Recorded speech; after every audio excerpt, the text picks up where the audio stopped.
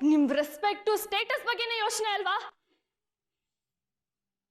ನನ್ನ ಇಷ್ಟ ಕಷ್ಟನ ಯಾರಾದ್ರೂ ಹೇಳ್ಕೊಳ್ಳಿ. ವಿಕ್ಕಿನ ಮದ್ವೆ ಆಗಕ್ಕೆ ಇದೊಂದೇ ದಾರಿ ಉಳಿದಿದ್ದು. ಆದ್ರೆ ಈಗ ನನ್ ವಿಕ್ಕಿ ನನ್ನೊಳಗೆ ಉಳಿದಿಲ್ಲ. ನೀವ್ ಅನ್ಕೊಂಡಾಗೆ ನಾನು ವಿಕ್ಕಿ ದೂರ ದೂರ ಆಗಿದೀವಿ. ಇನ್ ಬದುಕಿದ್ದು ಏನ್ ಪ್ರಶ್ನ? ರಿತು ಬೇಡ ರಿತು, ನನ್ ಮಾತು ಕೇಳು ರಿತು. ರಿತು ರಿತು ಬೇಡ.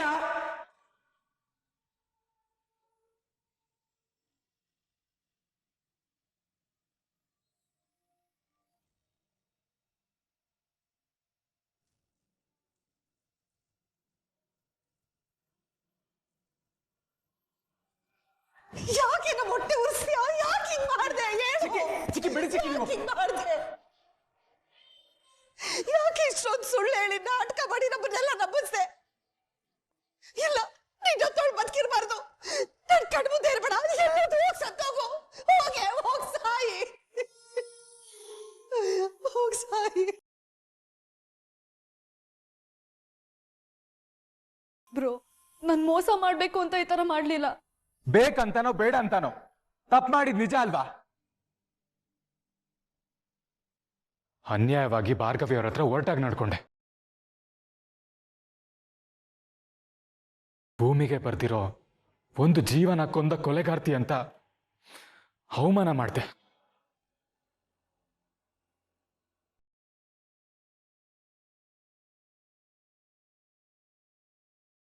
ಅವ್ರಂತವ್ರಲ್ಲ, ಒಂದು ಇರುವೆಗೂ ನೋವು ಮಾಡ್ದಲ್ಲೇ ಇರೋರು ಎಷ್ಟು ಕ್ರೂರವಾಗಿ ನಡ್ಕೊಳ್ಳಲ್ಲ ಅಂತ ನನ್ನ ಮನ್ಸು ಹೇಳ್ತಾನೆ ಇತ್ತು. ಆದ್ರೂ ಅವ್ರ ಮಾತು ನಂಬ್ದೆ,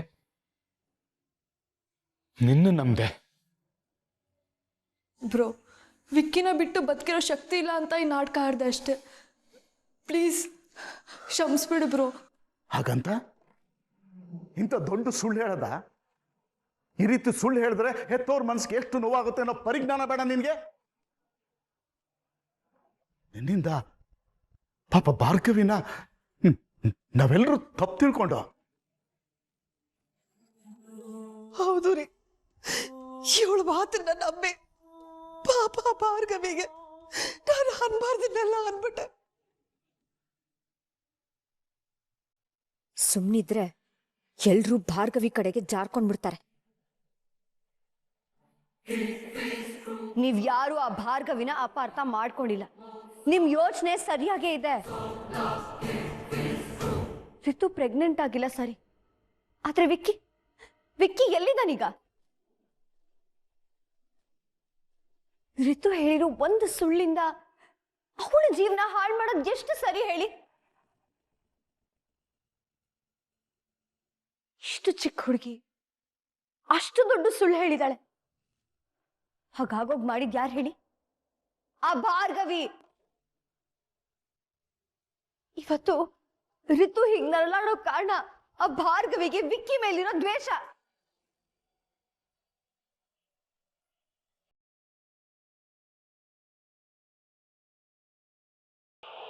ನಾನು ಆ ಭಾರ್ಗವಿನ ಅವಳು ಚಿಕ್ಕವಳಿದ್ದಾಗಿಂದ ನೋಡ್ತಾ ಇದ್ದೀನಿ. ಒಂದು ಹಠ ಹಿಡಿದ್ರೆ ಅದು ಸಿಗೋವರೆಗೂ ಬಿಡೋದಿಲ್ಲ. ಹಾಗಂತ ಅವಳ ಹಠಕ್ಕೆ ರಿತು ಜೀವನ ಹಾಳಾಗ್ಬಾರ್ದು ಅಲ್ವಾ?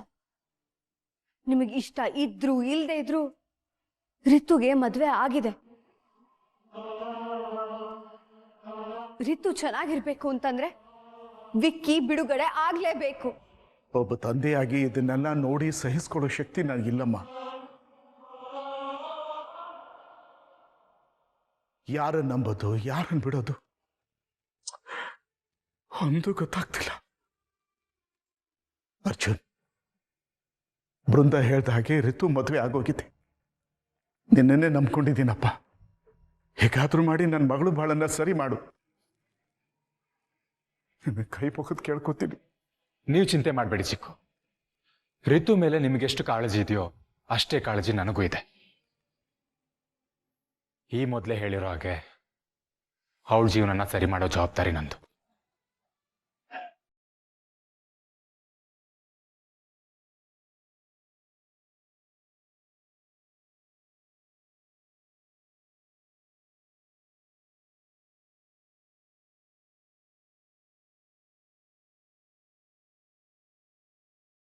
ಇವನೀಗ ಭಾರ್ಗವಿ ಪರವಾಗಿ ಮಾತಾಡದ್ನಾ ಅಥವಾ ಅವಳ ವಿರುದ್ಧ ಮಾತಾಡದ್ನಾ?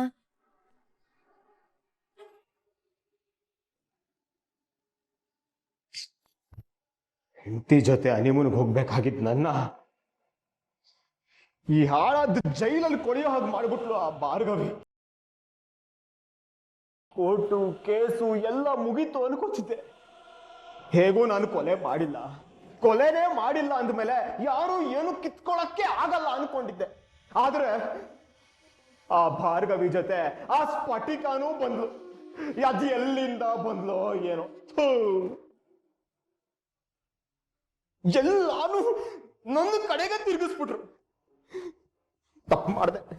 ತಪ್ಪು ಮಾಡಿದೆ ನಾನು. ಅವತ್ತೇ ಅವಳನ್ನ ಸಾಯಿಸ್ಬಿಟ್ಟಿದ್ರು ವಿಷಯ ಇಷ್ಟೆಲ್ಲ ಮುಂದುವರಿತಾನೆ ಇರ್ಲಿಲ್ಲ.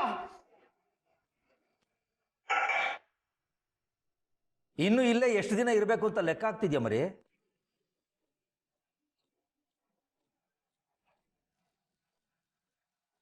ಜಾಸ್ತಿ ತಲೆ ಕೆಡ್ಸ್ಕೋಬೇಡ. ಇನ್ಮೇಲೆ ಇದೇ ನಿಮ್ಮ ಮಾವನ ಮನೆ. ಇಲ್ಲಿಂದ ತಪ್ಪಿಸ್ಕೊಂಡು ಎಲ್ಲಿಗೂ ಹೋಗೋದಕ್ಕಾಗಲ್ಲ. ನೀನು ಇಲ್ಲೇ ಫಿಕ್ಸು. ಯಾಕೆ ಹೇಳು? ನಿನಗೆ ಜೀವಾವಧಿ ಶಿಕ್ಷೆ ಆಗ್ತಿದೆ.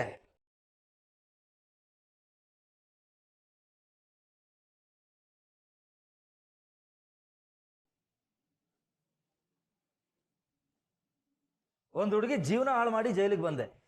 ಪಾಪ ಮತ್ತೊಂದು ಹುಡುಗಿನ ಮದುವೆ ಆಗಿ ಅವಳ ಜೀವನನೂ ಹಾಳು ಮಾಡ್ತಿದ್ಯಲ್ಲೋ.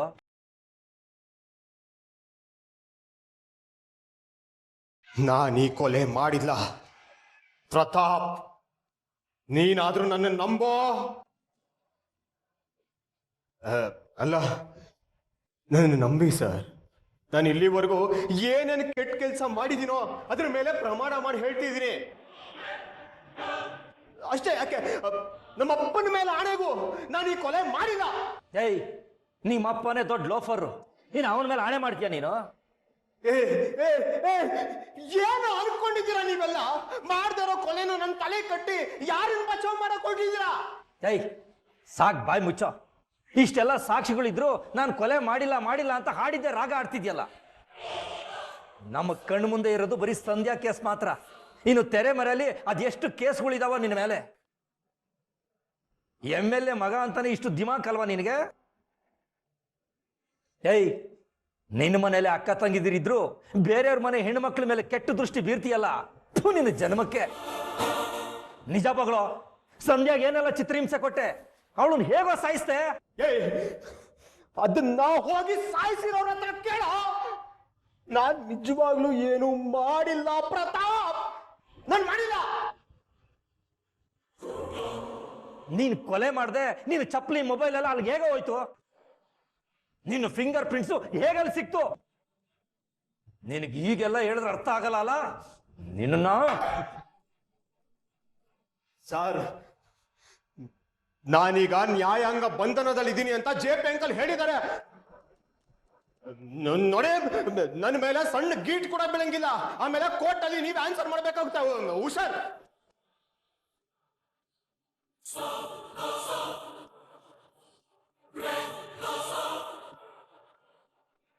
ನಿನಗೆ ಹೊಡಿದೆ ಬಡಿದೆ ಸತ್ಯ ಆಚೆ ಬರೋದೇ ಇಲ್ಲ ಅಲ್ವಾ? ಅದಕ್ಕೆ ಬೇಜಾನ್ ದಾರಿ ಇದಾವೆ.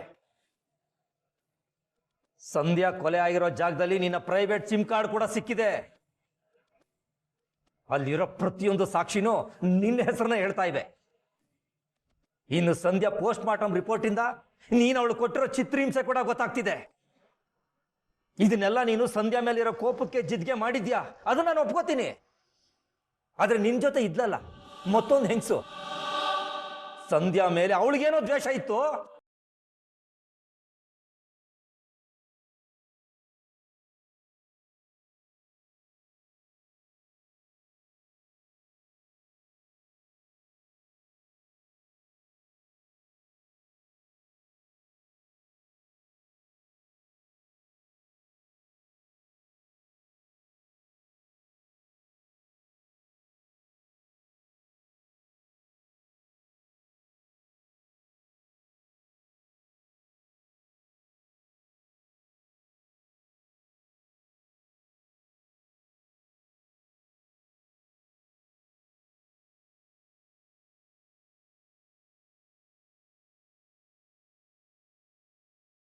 ನನ್ನ ನೆಮ್ಮದಿ ಹಾಳು ಮಾಡಿ ಇಲ್ಲಿ ಬಂದು ಆರಾಮಾಗಿ ಕೂತಿದ್ಯೇನೆ. ಈ ಮನೇಲಿ ಒಂದು ಸ್ಥಾನ ಪಡ್ಕೊಳಕ್ಕೆ ನಾನು ಕಷ್ಟಪಡ್ತಾ ಇದ್ರೆ ನೆನ್ನೆ ಮೊನ್ನೆ ಬಂದಿರೋ ನೀನು ಎಲ್ಲ ಹಾಳು ಮಾಡ್ತಿದ್ಯಲ್ಲೇ. ಅದ್ ಯಾಕಾದ್ರೂ ನನ್ನ ತಂಗಿಯಾಗಿ ಹುಟ್ಟಿದ್ಯೋ. ಅಲ್ಲಲ್ಲ, ನಿಂದಲ್ಲ ತಪ್ಪು, ಎಲ್ಲ ಜೊತೆ ಆ ಕೊಂಪೆಲ್ ನಾನ್ ಹುಟ್ಟಿದ್ನಲ್ಲ, ನನ್ನ ಕರ್ಮ. ಬೃಂದಾ,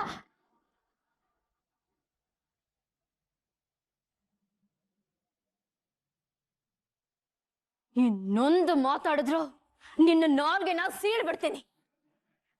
ಹೌದು ಕಣೆ, ನೀನು ನಮ್ಮ ಮನೇಲಿ ಹುಟ್ಟಬಾರ್ದಾಗಿತ್ತು. ಮನೆಗ್ ಬಂದಿದ್ದ ಅಪ್ಪನ್ನ ಎಲ್ರ ಜೊತೆ ಸೇರ್ಕೊಂಡು ಅವಮಾನ ಮಾಡಿ ಅವ್ರ ಕಣ್ಣ ನೀರ್ ಹಾಕ್ಬಿಟ್ಟು ಕರೆಸ್ಬಿಟ್ಟಿಯಲ್ಲ.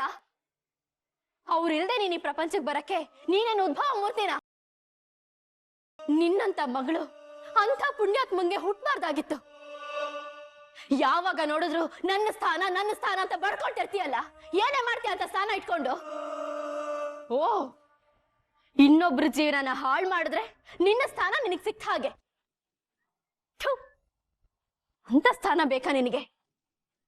ಮರ ಆಕಾಶದ ಎತ್ತರಕ್ಕೆ ಬೆಳೆದಿದ್ದೀನಿ ಅಂತ ಬೇರೆನ ಕಿತ್ ಹಾಕುತ್ತೇನೆ. ಒಂದ್ ವೇಳೆ ಹಾಗೆ ಮಾಡಿದ್ರು ಮತ್ತೆ ಚಿಗುರೊಡೆಯುತ್ತೇನೆ ಆ ಮರ. ಒಂದು ತಿಳ್ಕೊ, ನೀನು ಮಾಡ್ತಾ ಇರೋದಕ್ಕೆ ಕರ್ಮ ಮಾತ್ರ ನಿನ್ನನ್ನು ಸುಮ್ಮನೆ ಬಿಡಲ್ಲ. ನಿನಗ್ ಬೋಧನೆ ಮಾಡ್ತಿದ್ದೀನಲ್ಲ, ನನಗ್ ಬುದ್ಧಿ ಇಲ್ಲ.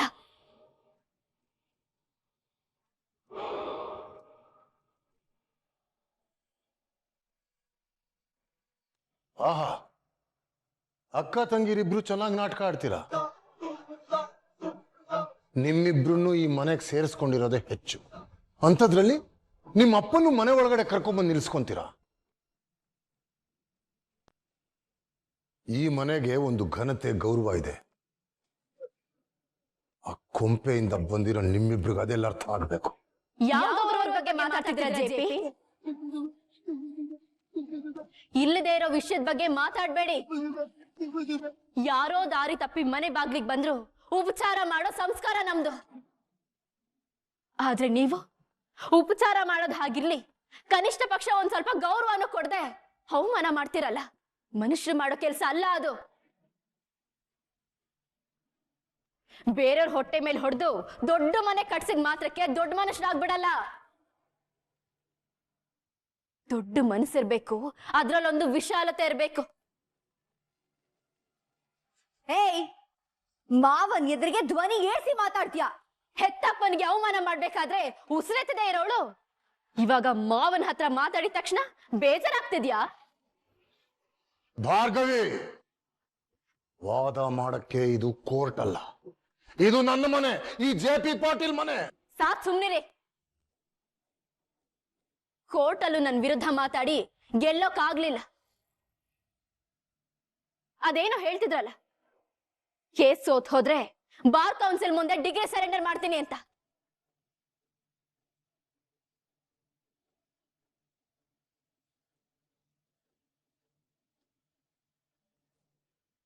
ಇನ್ನು ಒಂದೇ ಒಂದು ಹಿಯರಿಂಗ್ ರೆಡಿ ಇರಿ.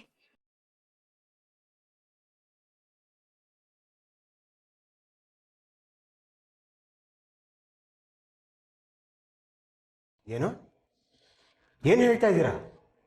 ಹೆಂಗ್ಸ? ಹಾ, ನೀನ್ ಕೊಲೆ ಮಾಡೋವಾಗ ನಿನ್ ಜೊತೆ ಒಂದು ಹುಡುಗಿನೋ ಹೆಂಗ್ಸೋ ಇದ್ಲು ಅನ್ನೋದು ನಮಗ್ ಗೊತ್ತಾಗಿದೆ ಮರಿ.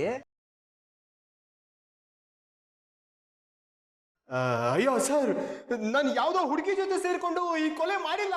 ಅಂದ್ರೆ ನೀನೊಬ್ನೇ ಕೊಲೆ ಮಾಡಿದ್ಯಾ? ಮಾಡಿಲ್ಲ ಮಾಡಿಲ್ಲ ಮಾಡಿಲ್ಲ, ಅದೆಷ್ಟು ಸರಿ ಹೇಳ್ಬೇಕ್ರಿ?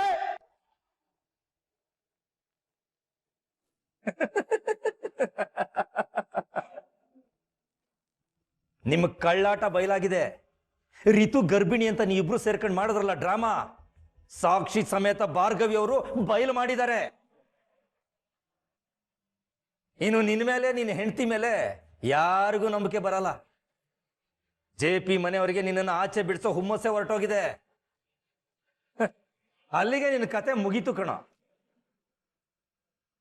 ನೋಡು, ನಿನ್ನ ಫಿಂಗರ್ ಪ್ರಿಂಟ್ಸು ಸಾಕ್ಷಿಗಳ ಜೊತೆಗೆ ಇನ್ನೊಂದು ಹೆಂಗಸಿನ ಫಿಂಗರ್ ಪ್ರಿಂಟ್ ಸಾಕ್ಷಿನೂ ಸಿಕ್ಕಿದೆ ನಮಗೆ. ನೀನೇ ಆ ಹೆಂಗಸು ಯಾರು ಅಂತ ಬಾಯ್ ಬಿಟ್ರೆ ನಿನಗಾಗೋ ಶಿಕ್ಷೆ ಅರ್ಧಕ್ಕರ್ಧ ಕಡಿಮೆ ಆಗುತ್ತೆ. ಇಲ್ಲ ಅಂದ್ರೆ ಸಾಯೋವರೆಗೂ ಜೈಲಲ್ಲೇ ಕೊಳಿಬೇಕಾಗುತ್ತೆ ಮಗನೇ. ಸರ್ ನಿಮ್ಗೆ ಹೇಗೆ ಹೇಳಿ, ನಾನು ಏನೂ ಮಾಡಿಲ್ಲ. ಮತ್ತು ಯಾರು ಬಂದಿದ್ರು ಅಂತನೂ ನನಗೆ ಗೊತ್ತಿಲ್ಲ ಸರ್. ಮೊದಲೇ ರೀತು ಅವರಪ್ಪಂಗೆ ನನ್ನ ಕಂಡ್ರೆ ಅಷ್ಟಕ್ಕಷ್ಟೇ. ಸರ್ ದಯವಿಟ್ಟು ಕೈ ಮುಗಿದು ಕೇಳ್ಕೊತೀನಿ, ಈ ಕೇಸಲ್ಲಿ ನನ್ನನ್ನು ಸಿಗಾಕ್ಸಿ ರೀತು ನನ್ನನ್ನು ದೂರ ಮಾಡಬೇಡಿ ಸರ್, ಪ್ಲೀಸ್. ಸರ್ ನಿಮ್ ಕಾಲಿಡಿಬೇಕಾ ಇಲ್ಲ ಆ ಭಾರ್ಗವಿ ಕಾಲಿಡಿಬೇಕಾ? ಏನು ಹೇಳಿದ್ರು ಮಾಡ್ತೀನಿ ಸರ್. ಸರ್ ನೀವು ಎಷ್ಟೇ ಹೇಳಿದ್ರು ನಾನು ಈ ಕೊಲೆ ಮಾಡಿಲ್ಲ ಅನ್ನೋದೇ ಸತ್ಯ ಸರ್.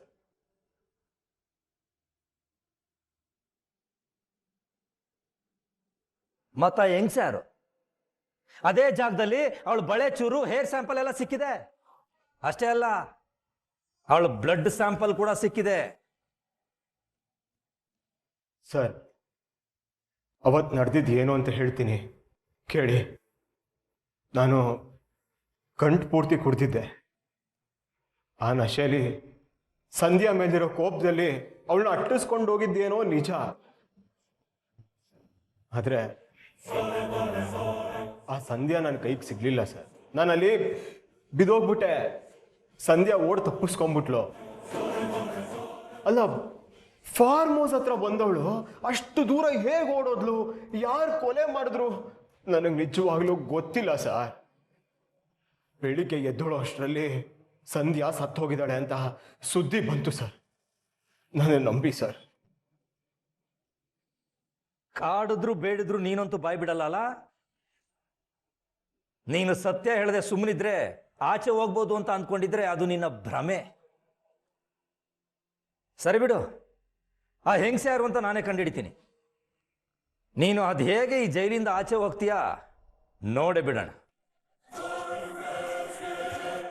ಸರ್ ನನ್ನ ಮಾತನ್ನು ನಂಬಿ ಸರ್. ಇದು ಖಂಡಿತ ಯಾರೋ ಬೇಕು ಅಂತ ನನ್ನನ್ನು ಫ್ರೇಮ್ ಮಾಡ್ತಿದ್ದಾರೆ. ನಾನೀ ಕೊಲೆ ಮಾಡಿಲ್ಲ ಸರ್.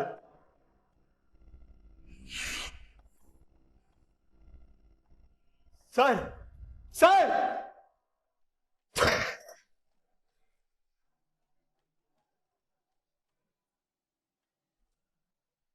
ಭಾರ್ಗವಿ, ಏನ್ ಮಾತಾಡ್ತಿದ್ದೀರ ಅನ್ನೋ ಪರಿಜ್ಞಾನ ಇದೆಯಾ? ಅವರು ನನ್ನ ಡ್ಯಾಡ್. ಸ್ವಲ್ಪ ಮರ್ಯಾದೆ ಕೊಟ್ಟು ಮಾತಾಡಿ. ವಾ, ಈಗ ಮರ್ಯಾದೆ ಬಗ್ಗೆ ನೆನಪಾಗ್ತಿದ್ಯಾ ನಿಮ್ಗೆ? ಇಲ್ಲಿರೋದು ನಿಮ್ಮಪ್ಪ, ಅಲ್ಲಿದ್ದು ನಮ್ಮಪ್ಪ. ಅವಾಗ ನೀವ್ ಯಾಕ್ರಿ ಹಾಗೆ ಮಾತಾಡಿದ್ರಿ?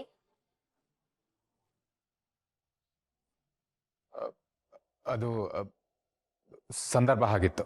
ಓ, ಸಂದರ್ಭ ಬದಲಾಯ್ತಾ ಅಥವಾ ನೀವ್ ಬದಲಾದ್ರ? ಹಣ, ಅಂತಸ್ತು, ಅಧಿಕಾರ ಅಂತ ಬಂದಾಗ ಬೇರೆ ಬೇರೆನೇ ಆಗಿರ್ಬೋದು. ಆದ್ರೆ ಅಪ್ಪ ಅಂತ ಬಂದಾಗ ಇಬ್ರು ಒಂದೇ. ಅರ್ಜುನ್ ಪಾಟೀಲ್,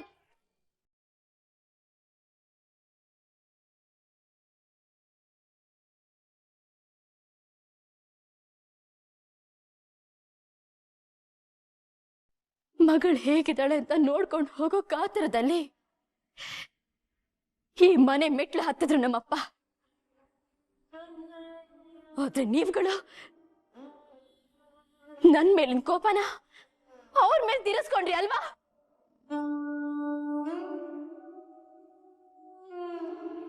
ತಪ್ಪು ನಿಮ್ ಕಡೆ ಇಟ್ಕೊಂಡು ನನ್ನನ್ ಯಾಕ್ರಿ ಅಂತ ಇದ್ದೀರಾ?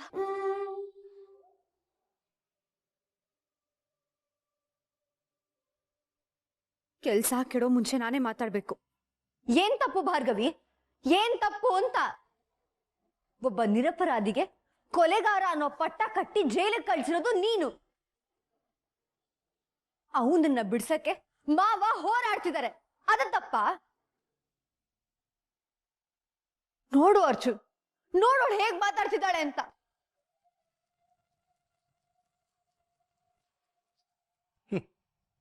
ಯಾವುದೋ 4 ಸಾಕ್ಷಿ ಕರ್ಕೊಂಬಂದು ಕೇಸ್ ಗೆದ್ಬಿಟ್ಟೆ ಅಂತ ಬೀಗ್ತಿದ್ಯಾ? ಅರ್ಜುನ್, ನೀನ್ ಹೇಳಿಗ ಈ ವಿಷಯದಲ್ಲಿ ನೀನ್ ಯಾರ ಪರ?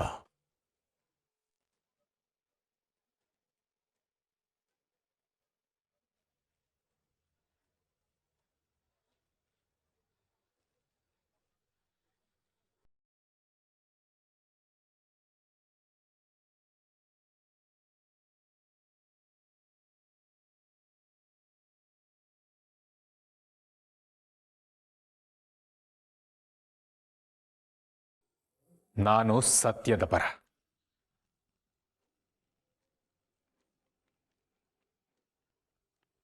ನನ್ನ ಮನಸ್ಸು ಇವಾಗ್ಲೂ ಹೇಳ್ತಾ ಇದೆ ವಿಕ್ಕಿ ತಪ್ಪು ಮಾಡಿಲ್ಲ ಅಂತ.